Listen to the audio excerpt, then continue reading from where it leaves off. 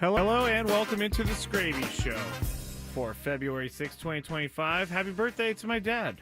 He's not listening right now, but I will send him this little segment, and it will be proof that I said happy birthday to him. I hope everyone's doing well out there tonight. I am in the middle of a crisis, and I just entered this crisis. I was watching the NFL Honors, and it was on NFL Network, and now I cannot. I was on NFL Network and it told me, hey, you can't watch this channel anymore because it's not available in your area. And so now I'm trying to find it. I can't find it anywhere. I have no idea where the NFL Honors are. It's not on like the main channels. It's not on ESPN. Stanford at Notre Dame's on ESPN. Is this real? It says, sorry, this program is not available in your area. I have no idea what's going on. This is very annoying. I'm going to have to figure this out in the break because I was looking forward to at least seeing it in the background as I was doing the show. But now I don't even have it on TV. This is upsetting, everyone. This is very upsetting. Because if you're going to have the NFL Honors, you got to put it everywhere for people to see. You got to put it on like the main channels, right? I don't know why they don't have them on the main channels. I'm looking. CBS, no. ABC, no. Fox? I don't think so. Maybe Fox? I don't actually know where Fox is on DirecTV, so this is not very good radio, but you're used to that by now if you listen to this show. All right, I'm going to have to figure this out because this is stupid. I just got to say. Let me see if the chat has any sort of things to tell me about this. Someone says third world problems. That is true. It is third world problems. First world problems, really. But I cannot find it. Okay, I'm going to get over this for at least 10 minutes, and then we are going to figure this out during the break because this is quite annoying. I was really looking forward to this, but anyway. All right, I'm going to have to figure it out later. Sorry. If some sort of award comes down, I will let you know, but apparently I'm not able to watch that. If you can't tell, I'm just a little annoyed by this whole thing because I thought it would be on NFL Network, which is now not locally available. Anyway, we'll figure this out in a second. All right, tonight we're going to talk about what happened today at the owners' meetings with the Padres. We'll talk about that. We also will talk about why the Super Bowl ticket prices are falling. And I think the article that I was reading had a really good explanation of why they think that the ticket prices are falling. Also, we're going to talk about Ryan Day's contract. And if we get to it at the end, we'll talk a little bit about the new Fox or the Live Golf schedule on FS1 and FS2. But we'll start with the Padres, and we'll start with the news of the day.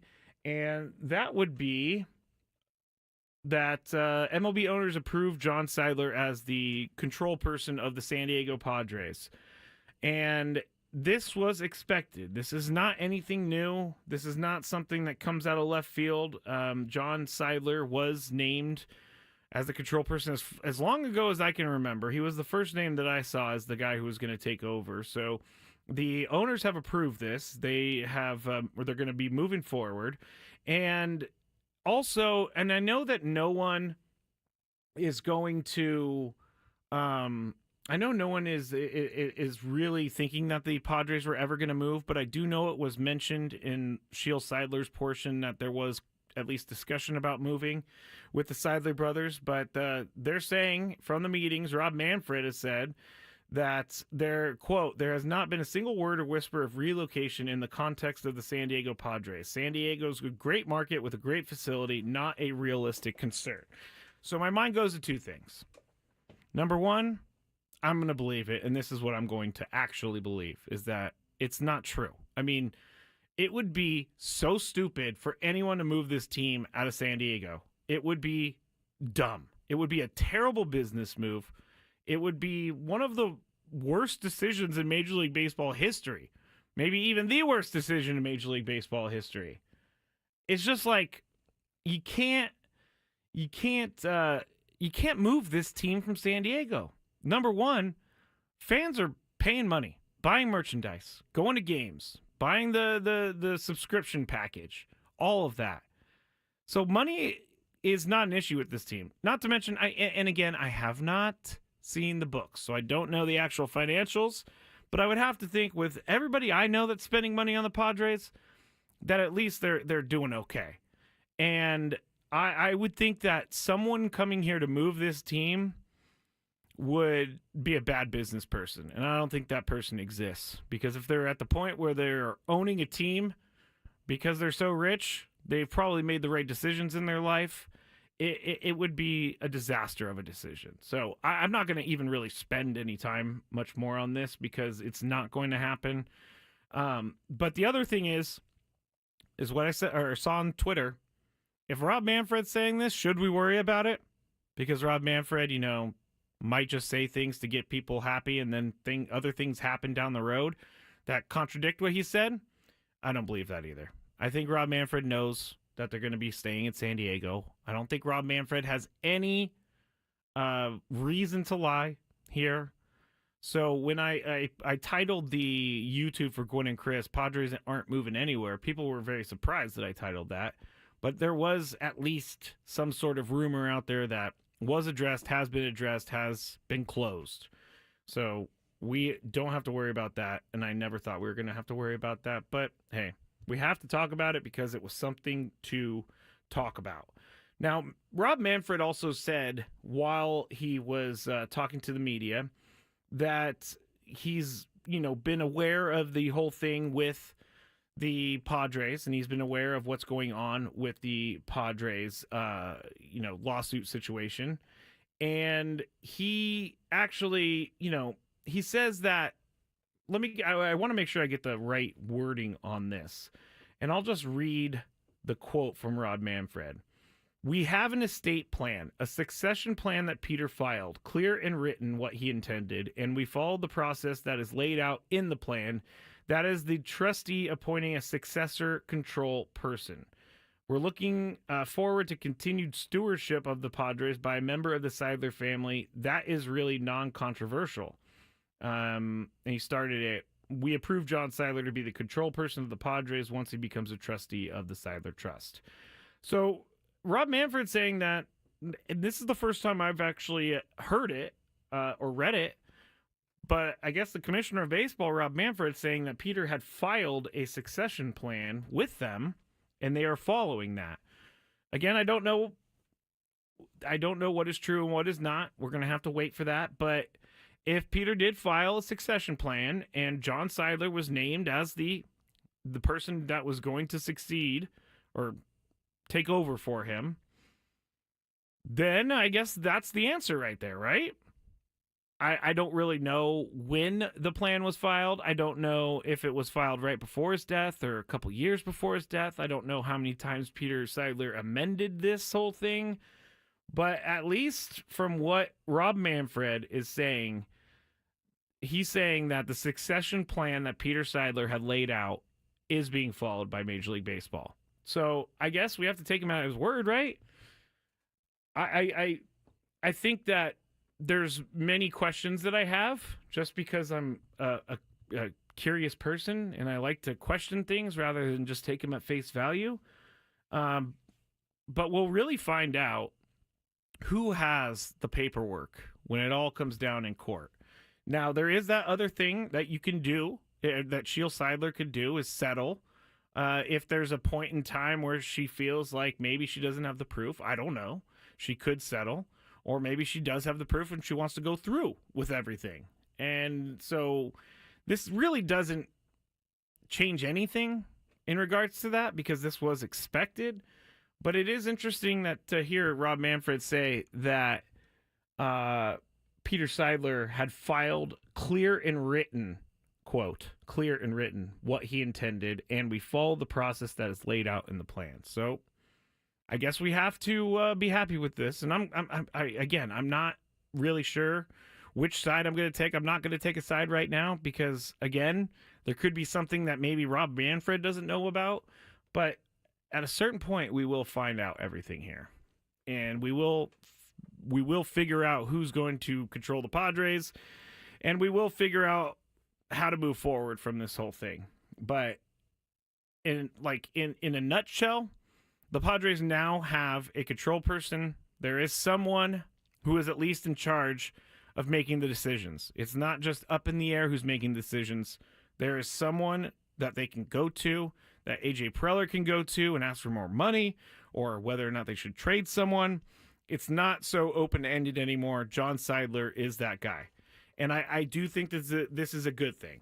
And I think it's pretty important as well to make sure this is done before the season, just so there's no ball gets dropped when the season actually starts. And I think this is another step towards a little bit of normalcy since all of this news has come out. I think it was January 6th that the lawsuit was filed, so we've been dealing with this pretty much all of 2025, I guess a month ago today.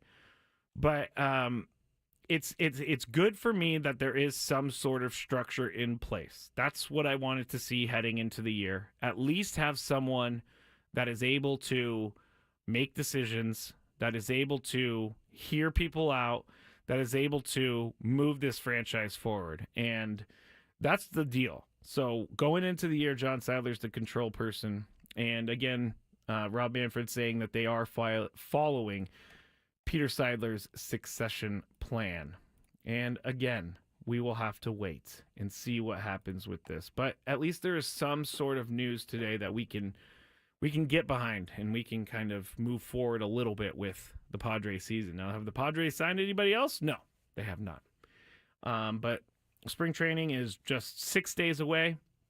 So I think that in 6 days, we're going to start to see some more movement with the Padres. I don't know if they're going to sign everyone in 6 days from now, but as we've been saying all offseason, A.J. Preller is someone who does his work in flurries, and he also does a lot of his work in spring training. I'll bring up the stat from Jesse Agler's newsletter one more time.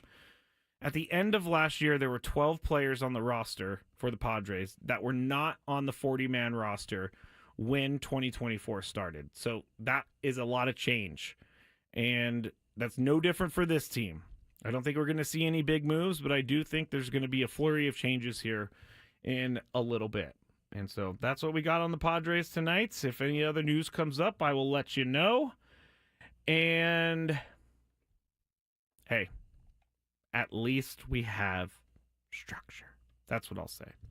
And I know the chat, Dan is saying, well, I don't care if the structure is in place. Padres not spending any money looks very bad. I don't think it looks very bad, but I do think that it's been something that has been an issue this offseason, not being able to spend any money. But again, I hate saying this because I'm not this person, but I'm going to have to wait till opening day to see what's happening with this roster. Maybe we get to opening day and this roster is an all-star roster. They bring in some guys. We're all happy. We can all go into the season thinking that the Padres are going to do what they're supposed to do and make the playoffs. I still think they could do that. They still do have a good core. And I really don't even know what else to say about the roster, just because there's not really much to say anymore after going over this for so long. So that's it for the Padres for right now. Now, I'm looking at the chat, and I'm seeing if the NFL Network is broken for me or if it's broken for everyone. And it seems like the NFL Network might be broken for more than just me. So I'm going to try to figure this out in the break. We're going to try to figure out why the NFL Network is blacking out San Diego, or at least this studio right now. And we'll also talk about why those Super Bowl tickets are going down in price. So just getting started on the Skraby Show. Back shortly, 97.3 The Fan.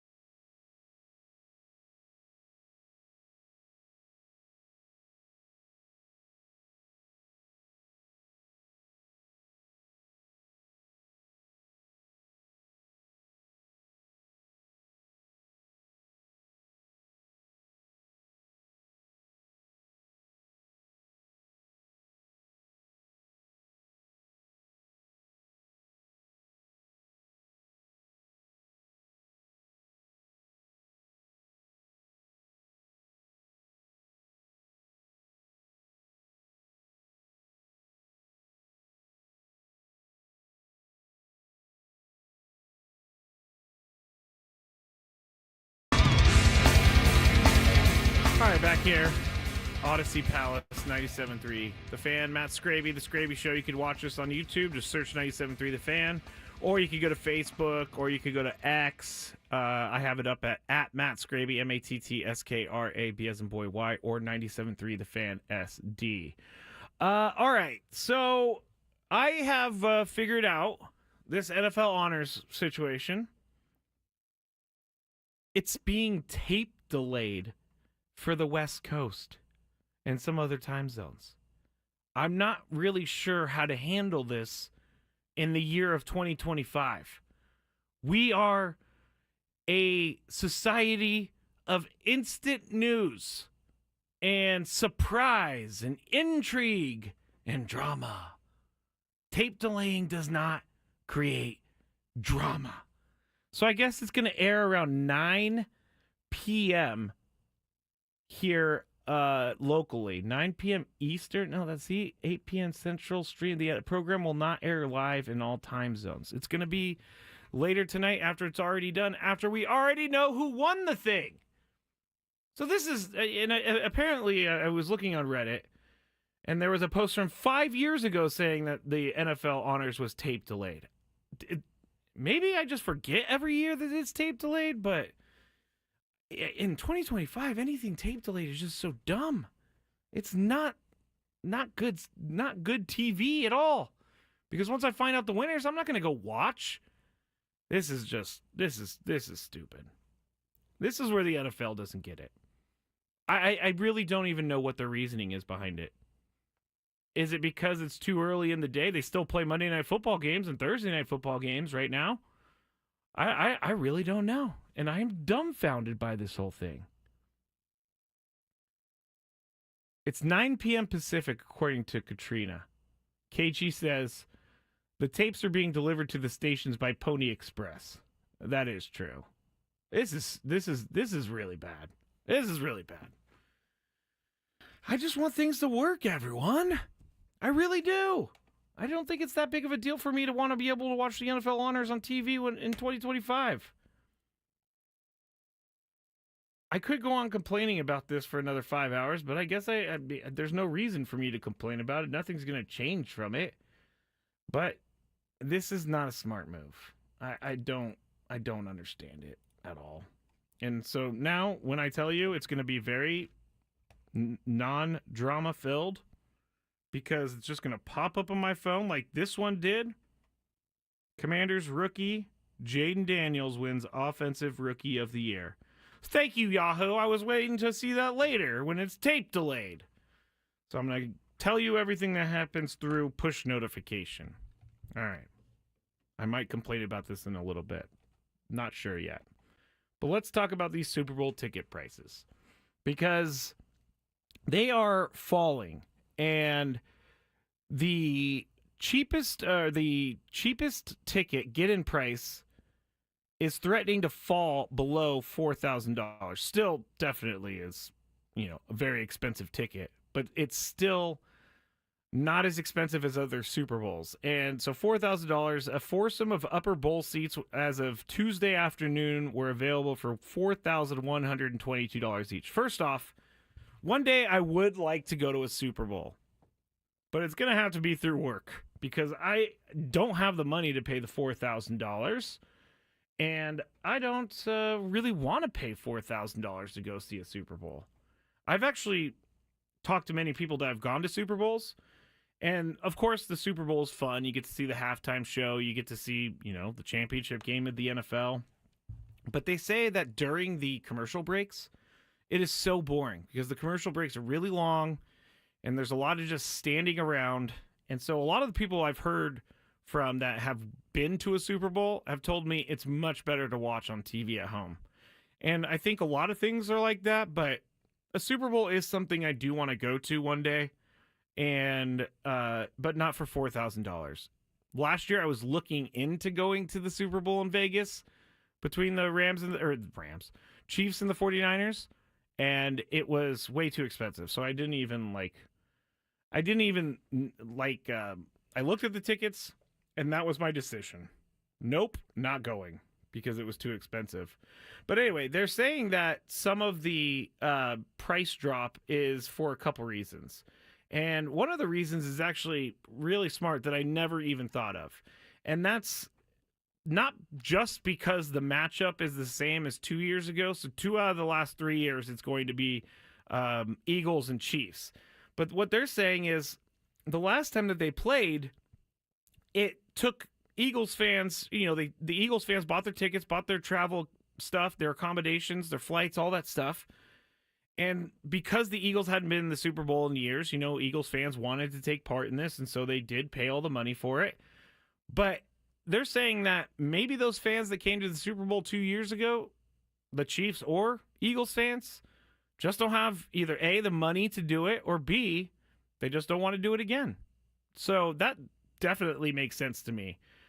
With having the same matchup 2 out of the last 3 years, especially with the Chiefs, I don't know that anyone really outside of the Chiefs fans are going to be buying a Super Bowl ticket to see the Chiefs. If you're buying a Super Bowl ticket and you're not a Chiefs fan, you're either an Eagles fan or you're an NFL fan. But I think this is probably more spot on than I would have given it credit for before I read it, because if you think about it, like some teams go 30 years before they get back to a Super Bowl. That fan base is definitely has saved up its money by then to get back to an actual be in person at a Super Bowl. But $4,000 is just not something I am interested in. Also, the hotel costs have gone crazy in New Orleans. Like really crazy, to the point where people are not able to afford their hotel rooms anymore. And some of the hotels are requiring you do experience packages. So you have to buy the hotel room plus a package from the hotel so you can get that hotel. It's like basically buying the right to the hotel room. Also, they're requiring more multiple night commitments during the events. So instead of just being able to show up on Saturday and stay in a hotel room and then leave Sunday after the game, you have to stay more than one night. And some of these hotel rooms are, like the cheapest hotel rooms are $800 to $1,000 a night, which is insane. I mean, I don't know how these people afford it. I've been working for a long time, and I know I definitely can't afford it. And I believe this is our Saints fan in the chat. Matt, remember, it's also close to Mardi Gras season. That is also true. Swifties are going to buy. That brings me to my next thing, because they're also... not that the ticket prices are going down, but there have been an increase in price on, say, the suites that are there for celebrities and anybody who's rich that can afford a suite at the Super Bowl. And specifically, the suites that people are looking at are the ones with either a view of Taylor Swift or a view of President Trump, because he's going to be at the game. So I'm not sure why you would pay a bunch of money in a suite. I guess if you have it, why not? But to just look at Taylor Swift, that's a little strange to me, I have to say. She's not performing or anything, which the NFL would probably love for her to perform the halftime show. That would be great. But I don't know that she needs to. And I don't know this for fact, but I'm pretty sure if the artist does not get, I think they don't get paid for this. They get a budget, but they don't get paid because the exposure is your payment. Usher last year said his Spotify listens went through the roof after his Super Bowl. So once you perform at the Super Bowl, then you are put back into the mind of the people in America, and they're going to go listen to your music. So that's why Kendrick Lamar thinks it's great to do it, because it just is free publicity. I know a couple years ago, or more than a couple years ago, The Weeknd did it, and The Weeknd actually put his own money into the halftime show on top of the budget that he got so that he could make sure it was a good show. And so you think that they would pay these big acts millions of dollars to do this, but they don't. I mean, some people might even be buying the ticket for Kendrick Lamar. Who knows? But those are just a couple reasons, and mostly the reasons that the ticket prices are falling is because they're just too expensive and people aren't willing to pay it. Also, that is true about the Mardi Gras season, because Mardi Gras season, I know a lot of people spend a ton of money during Mardi Gras season, and they just can't waste the $4,000 that they have on a Super Bowl ticket. But if you have been to a Super Bowl or something, let me know in the chat on YouTube, or you can tweet me at Matt Skraby. But right now, as of Tuesday, an average ticket, the lowest tickets are 4,000, but the average, and I don't really like to say the average because all of the suites and all that and the good seats are put into this, so they're marked up a lot. But the average ticket is $7,409, which I don't think is representative of all tickets, but I I ain't paying $7,409 to go to a football game, even if my team was in it. Now, if I had it, maybe, but I definitely don't have it, and I have much better things to spend my money on than a Super Bowl, because I could sit in my own house and eat my own food and use my own bathroom and not have to deal with drunk people. It's great. I don't really have any Super Bowl plans this year. I'm going to have to think and see what I'm going to do. I actually kind of like watching Super Bowls by myself. It's very weird, or very on brand for me to want to be by myself, but I think it's much more fun to be able to just watch it in the comfort of your own home, so that you can either listen to the game, talk to people, watch the halftime show, whatever you want to do. I remember when the 49ers went to the Super Bowl against the Ravens in, I think, 2012. It was all the people interested in the game around the TV for the game. And then the deal was all the people that were watching the game had to get up and move during halftime, so all the people that wanted to see Beyonce could sit down and watch Beyonce, and then we switched back. So there's always something for everyone in the Super Bowl, but not for a ticket, not $7,400 on average. Okay. Ryan Day, Ohio State quarterback contract is what I said. Ryan Day, Ohio State coach, gets an contract extension. We'll tell you how much and all that stuff. And I talked to an Ohio State fan a little bit earlier today, and I got their feelings on everything. So I'll share that with you when we get back. Also, Daily Gripe is on the way as well. So stick with me. More Skraby Show next. Quinn and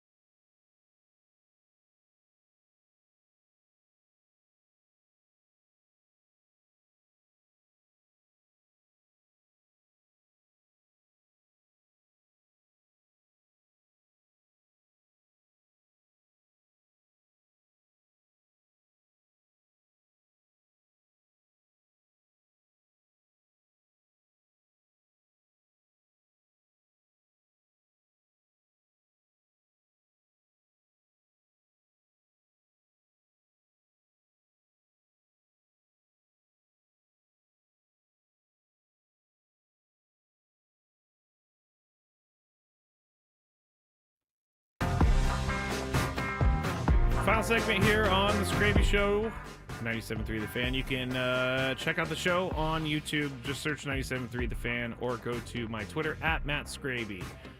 We have a few more NFL awards that have been announced.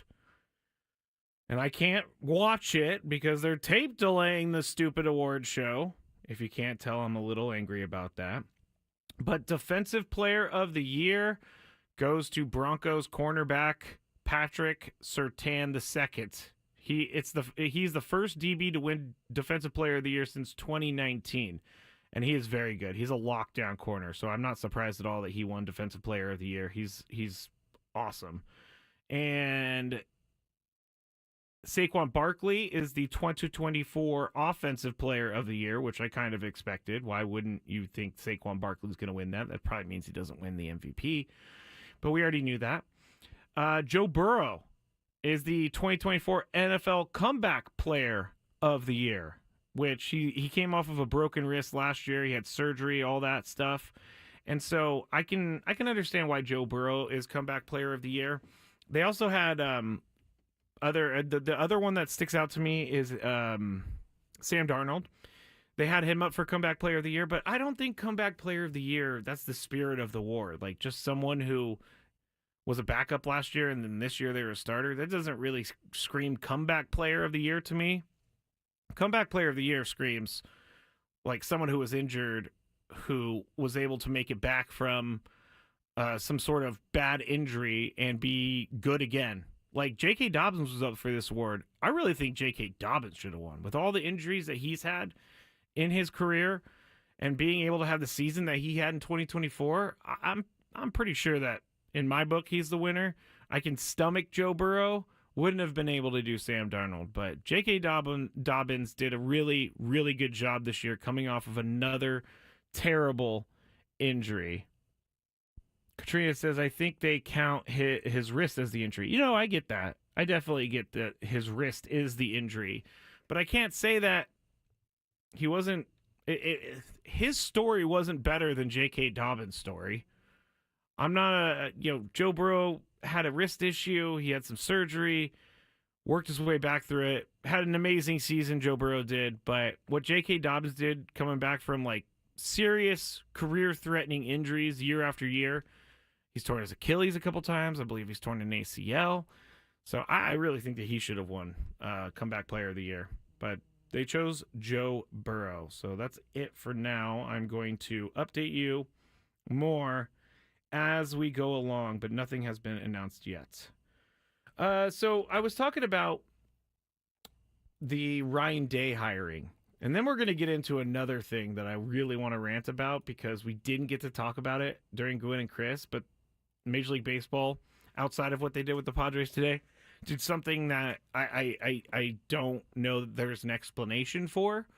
I don't think that this is representative of how people around baseball feel, but I'll tell you about that in just a second. Ryan Day, though, he was being crushed by Ohio State fans after they lost to Michigan. Just absolutely crushed. It was their second loss of the season. Some people thought they were even going to miss out on the playoff bracket, but they didn't. They got in. They were the best team in college football in the tournament, and they won the national championship. So he gets their first national championship since 2014. So he gets an extension today, and it's a 7-year extension, and it's going to run through 2031, and now he's going to be making $12.5 million per year. So I called my Ohio State friend, who, when I lived in Cincinnati, took me to the Ohio State-Michigan week up there in Columbus, and I got to walk around and see all that. It's a very serious rivalry, like more serious than anything I think we have here, college-wise. But my friend is not very happy with the extension, and I kind of agree with them because Ryan Day is a good coach. There's no question about that. Just won a national championship. Usually has them deep in the playoffs year after year, or a good bowl game. One of those things. Like he's not a completely incompetent coach. He deserves some sort of recognition for winning a national championship. But winning a national championship should buy you a couple years. I don't know that it buys you 7 years, though. Those things that Ryan Day, those losses that Ryan Day's had in his career to Michigan and bad losses throughout their career or throughout his coaching career, those don't change. So I'm not sure about a 7-year contract extension. That seems like you're getting a little crazy there. Like, you don't know what it's going to be like in 7 years. And I guess Ohio State can fire him after 2 years and then have to pay him 5 more years. But my friend from Ohio State, the Ohio State University, is very down on this. He knew that he was going to come back as coach. He knew that he was going to probably get some sort of extension, but he did not know he was going to get a 7-year extension. And the reason fans are not a fan of Ryan Day is because they don't really see their team. Well, number one, you can't keep losing to Michigan if you're an Ohio State coach. It just doesn't happen. Like, you should not lose to Michigan. It's very serious if you lose to Michigan. And he's lost, I believe, all 4 times. But 7 years is too much time. You can't do that for anyone. I guess players get 7-year contracts, but I don't know that in 7 years Ryan Day is going to have multiple national championships. And signing him up until 2031 kind of puts you in a hole if he does start to go bad, if things start to go bad. And it's kind of strange that fans are so reactive to this contract extension in a negative way after they just won a national championship. It's hard. It's hard to believe that, to be honest.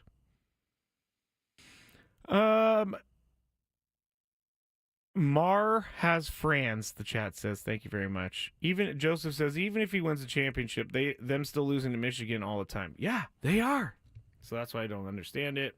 And my friend from Ohio State says that he hopes everything goes well, but not very happy with the school for doing a 7-year deal. He would have been fine with like a 2 or 3 year extension. How many years does a national championship buy you? Apparently 7.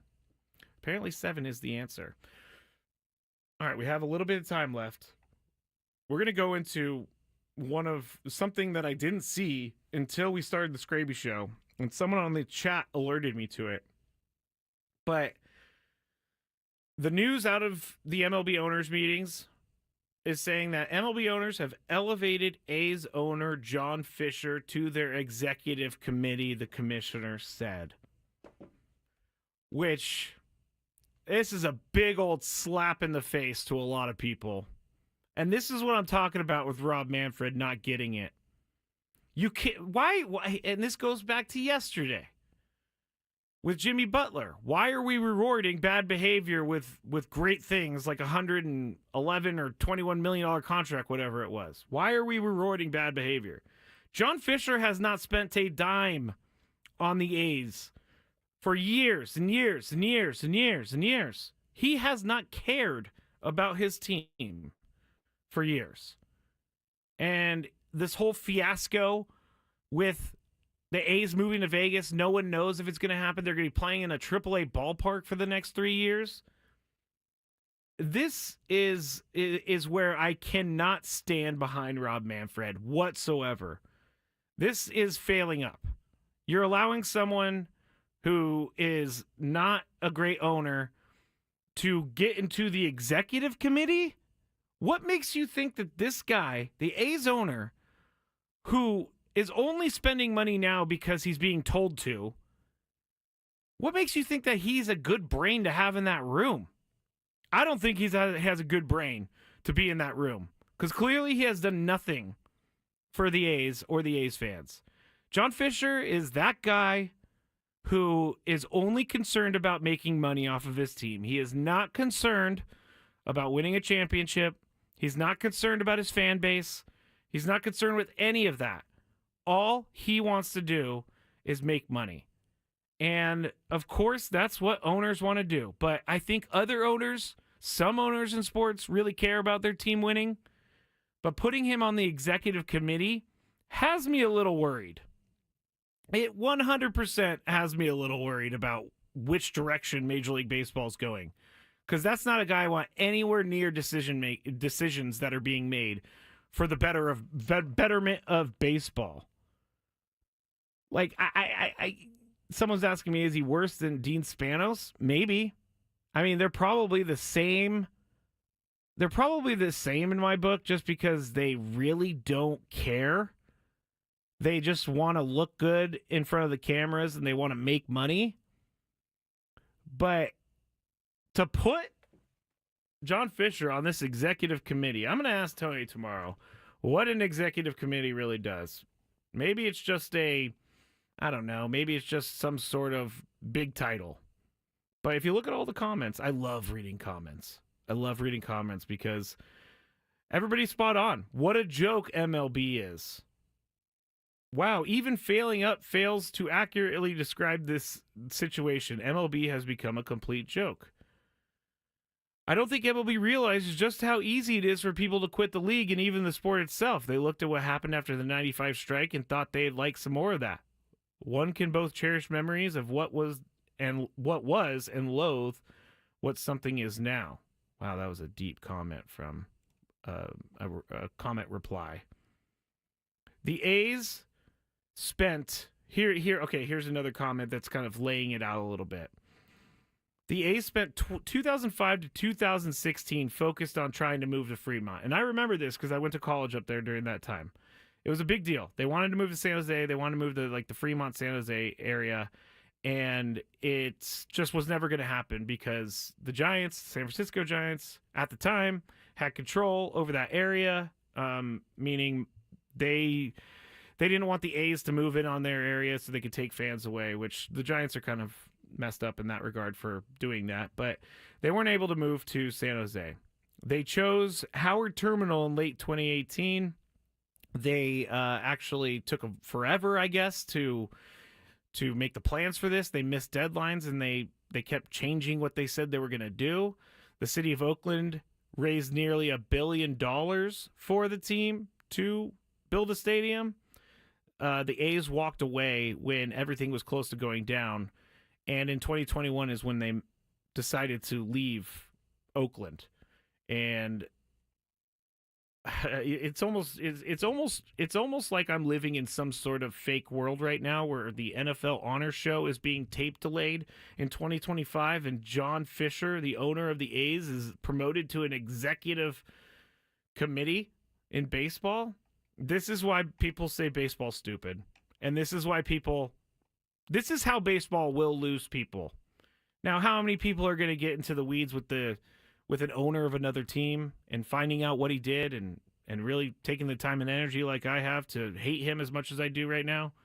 But I think that this is a bad look, and it's a very clueless look.